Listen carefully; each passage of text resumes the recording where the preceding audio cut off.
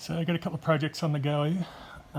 First of all, we need to sort that out because of that, which is unfortunate.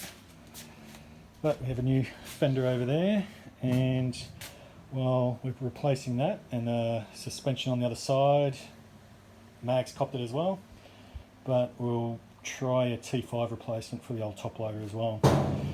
I've just taken off the thrust bearing, or whatever this thing's called, bearing retainer. You can see I've just ground it down a little bit so it'll go in the bell housing for the Toploader, which I want to put back on the 351 Cleveland, Windsor that's in there. And the rest of the shed, there's a jet ski in pieces because it needs a rear build. The cylinders all scored, there was no compression. But we did get the other two over there going, which is great. And they were basically ignition problems, electrical problems. Alright, let's keep going. Alright, so I'm pretty lucky. Here's the T5, and this is the Toploader bell housing.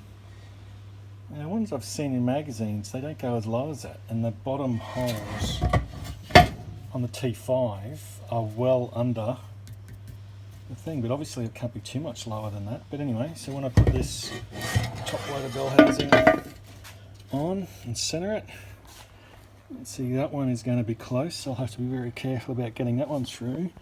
But the bottom gearbox one there, you'll see it. You definitely can get a bolt and thread into that, so I'm pretty happy with that. I was expecting to have to braze mounts and corners and all sorts of weird shit on. Alright, awesome. Alright, T5 behind the Toploader bell housing. Didn't have much success retapping holes in the Toploader. This is the only one, and there's a bit of meat behind here. All the other bolts obviously have a big lug of alloy behind there. So I put a bolt through the other side. I think this is a 3/8 on the other thing. So obviously I've had to come in off, that's the top one, using the existing bolt. And there's the bottom one where I've had to reshape the head. So I whipped that out and rust proof it, etc. There's the bearing carrier in, fitting nice and neatly around there. Another bolt up there. Alright, now, one of the key things was how far that is out of that face. Is that going to mate into the 351 Windsor?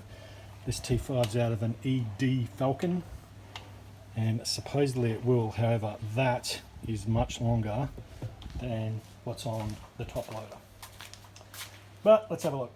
Well, that was a major pain in the ass. Because of these stupid fucking extractors, which I hate because they hang 3 inches lower than the bottom of the car. They're forever scraping on stuff and they make working on it nearly impossible. But we do have a 351 Windsor in here, which you can't see, sorry, in a 65 Mustang, and it's a bit tight.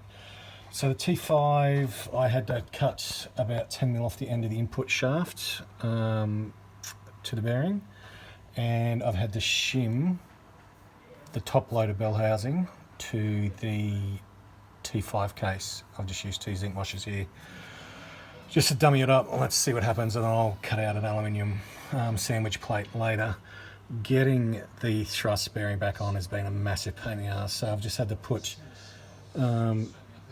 two long bolts to hold the whole gearbox on. I couldn't put the gearbox and the bell housing on at the same time. Bell housing had to go on, and then the gearbox had to come in behind it, which has been making that nearly impossible. But with the long bolts, I can slide the gearbox back, the whole gearbox back. Now it's all together, and get my hand in there, or get a screwdriver in there, and I've just got the throw-out bearing hooked up. Thank God.